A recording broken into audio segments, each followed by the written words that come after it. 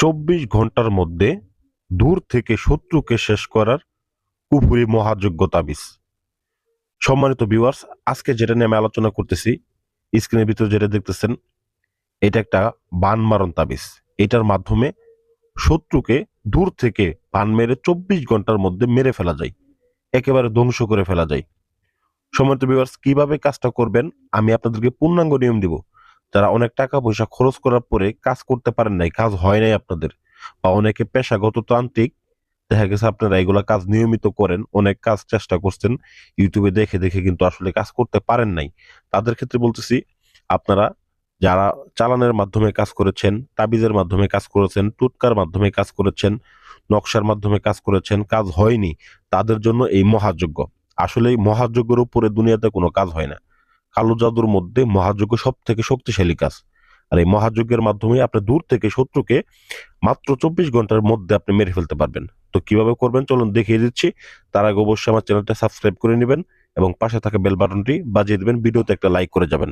তো দেখেন, স্ক্রিনের ভিতরে আমি একটা কুরবানির হাতা নিয়েছি। তো কুরবানির হাতাটা, এটা দিয়ে কিভাবে আমি কাজটা করব, আর একটা নকশা আমি আপনাদেরকে প্রথমে দেখিয়েছি, এবং কি এই কাজটা করার জন্য আর একটা মন্ত্র দরকার আছে। তো এই মন্ত্রটা, কুরবানির হাতাটা এবং নকশাটার মাধ্যমে আপনাদেরকে এই কাজটা করতে হবে। তো এটা করার জন্য অবশ্যই আপনাকে কুরবানির রক্ত সংগ্রহ করতে হবে। কুরবানি রক্ত যদি সংগ্রহ করতে না পারেন, সেক্ষেত্রে আপনাকে পাঁঠার রক্ত সংগ্রহ করতে হবে। একটা পাঁঠা কিনবেন এবং কি সেই পাঁঠার রক্ত আপনি নিজে সংগ্রহ করে নেবেন। তবে দেখা গেছে এই কাজটা কঠিন, তা আপনি নিরাপদে করতে পারবেন না। যদি না করতে পারবেন, আপনি নির্জন কোনো একটা জায়গায় চলে যান, কারোর বাড়িতে যেখানে কোনো লোকজন সমাগম নাই, সেখানে নীরবতার সাথে আপনি কাজটা করতে পারেন, বা কোনো তান্ত্রিককে দিয়ে আপনি কাজটা করায় নিতে পারেন। এটা আপনার ব্যক্তিগত বিষয়। তবে এই কাজটা, দেখা গেছে একটা মানুষকে, শত্রুকে ধ্বংস করতে হলে, বাঁচতে হলে, তো আসলে একটা কঠিন জিনিস কিছু না কিছু অবলম্বন করতেই হয়। আসলে সব জায়গায় যদি সহজ খুঁজেন, তাহলে কাজ করতে পারবেন না। তো দেখেন, তো ধৈর্য সহকারে অবশ্যই ভিডিওটা দেখবেন, এছাড়া বুঝতে পারবেন না। প্রথমত ওই রক্ত দিয়ে আপনারা এই নকশাটা অঙ্কন করবেন হচ্ছে, এই যে কোরবানির হাতাটা আছে, এই হাতাটা অবশ্যই একটা ছেলে গরুর, অর্থাৎ ষাঁড় গরুর হইতে হবে। তো ষাঁড় গরুর এই যে কোরবানির হাতাটা আছে, এটার উপর আপনি ওই নকশাটা অঙ্কন করবেন। আমি প্রথমে দেখিয়ে দিয়েছি।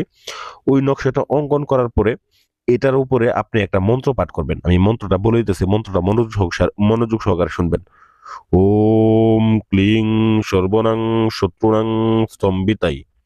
ওম ক্লিং ওম ফট। ওম ক্লিং সর্বনাং শত্রুনাং স্তম্ভিতাই। ওম ক্লিং ওম ফট। তো অবশ্যই আপনারা মন্ত্রটা বুঝতে পারছেন। তো এইভাবে মন্ত্রটা পাঠ করবেন আপনারা 21 বার পাঠ করে এটার উপরে ফু দিবেন। তো ফু দেওয়ার পরে অতঃপর আপনি বাজার থেকে চন্দন কাঠ কিনে আনবেন। অবশ্যই আগে থেকে চন্দন কাঠ কিনে আপনি এরকম ভাবে একটা আসন তৈরি করবেন। কাজটাকে অবশ্যই শনিবার এবং মঙ্গলবার কাজটাকে করবেন।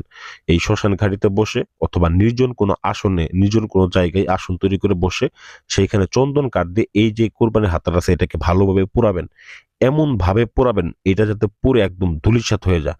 দেখা গেছে এটা পুরানোর জন্য যদি কেরোসিন ঢালার প্রয়োজন হয়, সেক্ষেত্রে আপনি কেরোসিন ঢালবেন। তো কেরোসিন ঢেলে হলেও এটাকে পুরো একদম খারখার করে ফেলবেন। তো এটাকে পুরার পরে অতঃপর ভিউয়ার্স, এটাকে একটা লাল কাপড় দিয়ে ভালোভাবে পেঁচিয়ে নেবেন। পেঁচিয়ে নেওয়ার পরে এটাকে আপনি কি করবেন, যেখানে আপনি আসনটা করেছিলেন ওই জায়গায় আপনি পুঁতে দিয়ে চলে আসবেন। এতটুকু আপনার কাজ। বাকিটা দেখবেন চলে আসার ঠিক 24 ঘন্টার মধ্যে শত্রুর যত শরীর বন্ধ থাকুক, শত্রু যত শক্তিশালী হোক, তবে শত্রু যদি দেখা গেছে এই কাজ সম্পর্কে অবগত থাকে বা জানতে পারে, তার নিজস্ব কোনো তান্ত্রিক থাকে, সেক্ষেত্রে এইটার ক্ষেত্রে আপনার একটা কি করবেন, এই যে এই জিনিসটা আপনি যেটা আসনের ভিতরে পুঁতে দিয়েছেন, ওইটা আসনে পুঁতবেন না, ওইটা একটা কবরস্থানে পুঁতে দিবেন। শত্রু যদি জানতেও থাকে বা শত্রু যদি কোনো কবিরাজও থাকে, তাকে বাঁচানোর জন্য সেই কবিরাজও তাকে বাঁচাতে পারবেন যদি কবরের ভিতরে এটাকে আপনি গাড়তে পারেন। ঠিক আছে? এটা 24 ঘন্টার মধ্যে একদম ফিনিশ হবে। সে যত বড় শক্তিশালী তান্ত্রিকই হোক বা যত বড় শক্তিশালী ওই লোকই হোক। তো যাই হোক ভিউয়ার্স, আশা করি ভিডিওটা ভালো লাগবে। অবশ্যই ভিডিও ভালো লাগলে লাইক করবেন এবং চ্যানেলটা সাবস্ক্রাইব করতে ভুলে যাবেন না। ধন্যবাদ সবাইকে। আসসালামু আলাইকুম ওয়া রাহমাতুল্লাহি ওয়া বারাকাতুহু।